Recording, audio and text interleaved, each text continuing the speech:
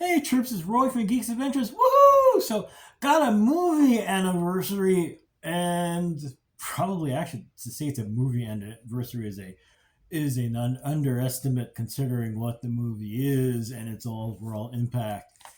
It's the 10th anniversary for The Force Awakens. And now you're going, oh yeah, that's a very much an understatement. Just as Star Wars: A New Hope, the cultural and pop culture and yada yada yada ramifications of its release in 1977 were seismic. Even seismic is a gross understatement. Same thing for The Force Awakens. The movie was wildly successful. I think it's one of three films that cracked $2 billion in box office. Yes, not just 1 billion, obviously a lot, but two crazy amounts of money. And just the reaction people had. Um, a lot like, honestly, this when it came out, the first trailers and everything. Just everyone's reaction was just again actually more like a supernova. Like it's not even seismic, like a supernova. And just like the prequels, episodes 1, 2, and 3, reactions and everything, even 10 years later, for The Force Awakens have been complex. To say the least. Um, it's easy to get, and actually one of the things that's easy to get caught up in. There's just so much. It is a complex thing talking about the Force Awakens. So anyway, um, for some, let's see here. It's easy to also get to get caught up in the fact that this like the real rebirth. Not quite. This actually started in 1991. Timothy Zahn wrote a series of books, the Thrawn trilogy, to start with Heir to the Empire in 91. And actually, I was working in a comic book shop, Twilight Book and Game in Syracuse, New York then. And I mean, we were all like, because Star Wars wasn't necessarily dead, because Dark Horse still had comics coming up, so on and so forth. But there wasn't this, big thing, especially. And then the books came out, and we were all just like, what really happened with Luke? What is the deal with the Empire? And who's the blue skin dude in the uniform? So that started the ball rolling, and then of course this ball. It started to look like the ball that chased Indiana Jones in Raiders of the Lost Ark, and a lot like that ball that kind of took a life of its own and just kind of went all over the place. The aftermath. It's easy to get, and actually, I'm kind of getting caught up in that. Sorry, because the reaction's been huge. I mean, some of the results have been kind of Last Jedi. Like I said, complicated, complex ramifications and opinions, and so on and so forth. And of course, in come the Rise of Skywalker. Ray is a who? I kind of like the way they did that, by the way. But hey. um, but there's so much. Sorry, just going over my notes here. It the sometimes it is easy to get caught up in some of the things that. But it's easy to forget some of the things that were marvelous, like Rogue One. Which many, myself included, consider to be one of the is an amazing. It's up there with Empire Strikes Back as being the film we love to talk about. And amongst the host of characters that were in Rogue One. Chirrut and Paz. Yay! Done yet. So cool.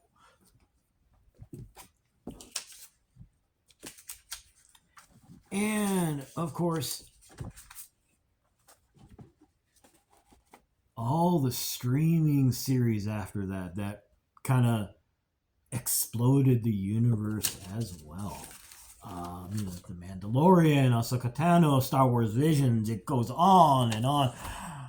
Again, like this, some of them with mixed reactions, but nonetheless, it kind of bloomed. Bloomed, exploded. Actually, I should have wrote this down. Actually, it's one of the big ramifications.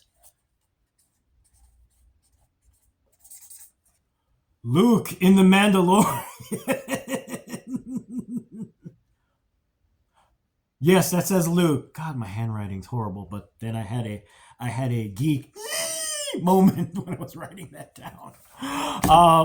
12 minutes of time in the show, and the entire is bad. To kind of paraphrase Obi-Wan from Episode 4. It was like a million geeks all squeed, but this time they did not stay silent.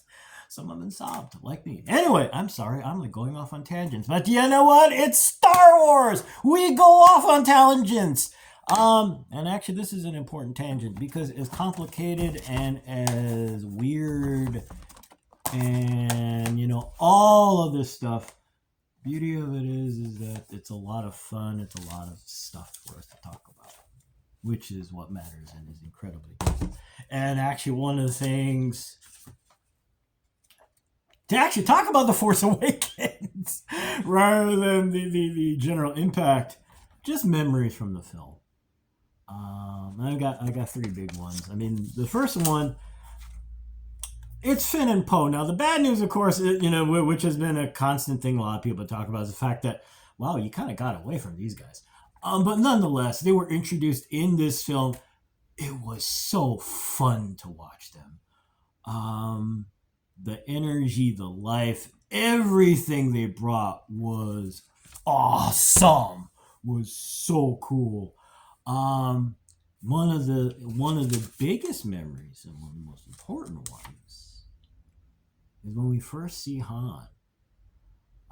And Finn and Rey go into the ship, explain what's going on, and they're all like, "You're Han." And there's so many stories.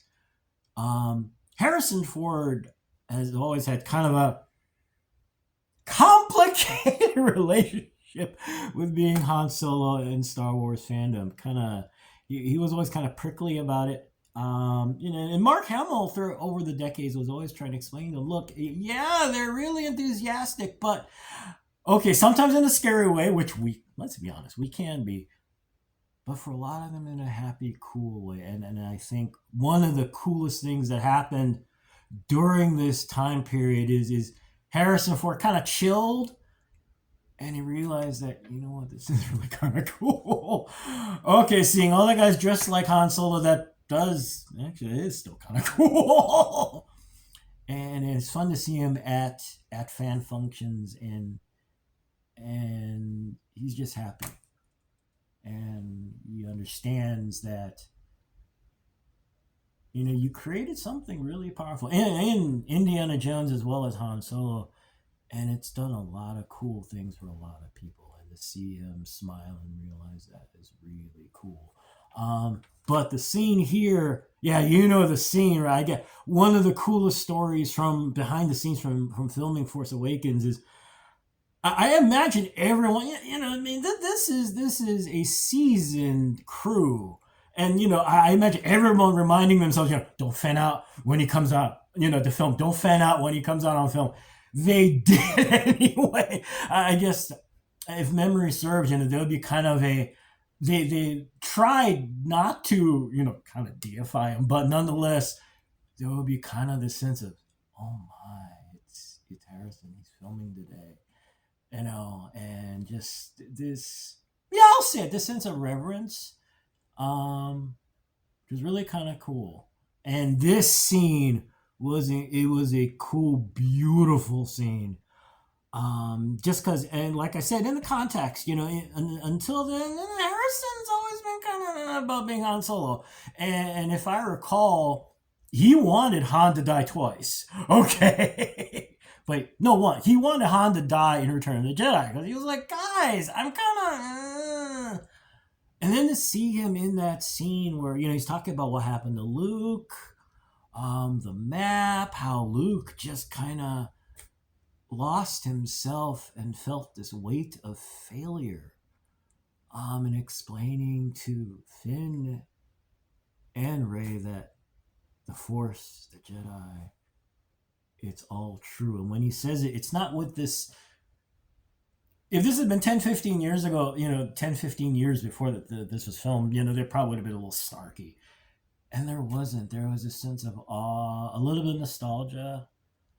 But all of this together was a beautiful, wonderful moment to watch. Speaking of which, the last thing, and for me, and it's at the end of the film, it was the coolest thing, is Rey and the lightsaber at the very, very end. Because, of course, we're all wondering, who's going to be the Jedi? Yada, yada, yada, all this stuff. And to see at the very end, that last scene, you got Kylo, a.k.a. Ben, and he's kicked the crap out of Finn. And Rey's kind of out of it too, and it's all, and Kylo, Ben, is ready to claim his birthright, and okay, anal retentive Star Wars geek moment. That is not Luke's lightsaber. That's Anakin's lightsaber. Anakin built it. Luke's is green. And who knows what happened to it after he kind of lost his mind trying to deal with Ben. But that's another story entirely. But, that moment where, Ben is about to be, oh, yes, that is my lightsaber. And Rey goes, I don't think so, mofo. And it is this beautiful, it's like only 3 minutes, 3 minutes of a lightsaber fight, barely longer than what Obi-Wan and Vader had in episode 4. And yet this is, someone I think said once that it was like one of the most heroic moments, and with the music and everything, and it is so true. Because you see her realizing who she is, and Kylo with a look of, oh my, oh boy. But anyway, so yeah, so what happens now? Well, apparently in 2027, Star Wars Starfighter comes out, and we get to find out what happens next. But, one of the, as much as things have gotten kind of complicated, how everyone's feelings toward the Force, that, 7, 8, and 9, yada, yada, yada, has been complicated. One of the fun things is that, the reaction to 1, 2, and 3, the prequels, I remember myself and others being kind of cranky about the whole thing. And then over time, lightening the heck up. And remembering that, this is about fun. This is about joy. This is about adventure. This is about a lot of cool things. Yes, it's also about a lot of, which is what a certain film production company is really worried about. Hopefully they won't come after me with that. Probably not. Anyway, sorry. But, over time, got to remember what Star Wars is and what makes it great and fun, and the joy we have in it. And as time has passed, I think this happened too with this trilogy, with everything else. So anyway, I'm gonna go because it's a Sunday and yada yada yada, and I'm at 15 minutes. Oops. Anyway, hey, y'all take care. May the odds be in your favor, and